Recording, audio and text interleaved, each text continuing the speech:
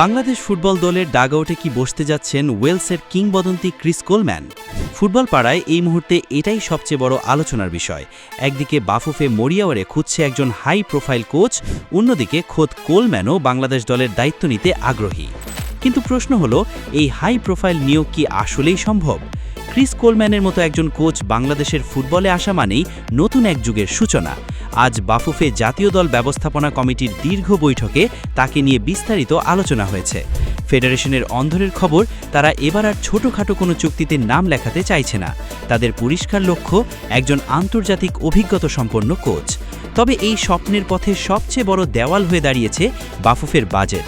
যে পর্যায়ের coach Chris Coleman, তার বেতন এবং স্টাফ খরচ বাফুফের বর্তমান সামর্থ্যের চেয়ে অনেকটাই বেশি। এখন সবকিছুই নির্ভর করছে সরকারি পৃষ্ঠপোষকতা বা কোনো বড় স্পন্সরের ওপর। ক্রীড়া প্রতিমন্ত্রীর সহযোগিতা পেলে বাফুফে তাকে চূড়ান্ত করার আপ্রাণ চেষ্টা করবে। এখন বড় প্রশ্ন একটাই, টাকার অঙ্ক কি বাফুফের এই স্বপ্নের পথে বাধা হয়ে দাঁড়াবে, নাকি সব প্রতিকূলতা পেরিয়ে সত্যি বাংলাদেশের ডাগআউটে দেখা যাবে ক্রিস কোলম্যানকে?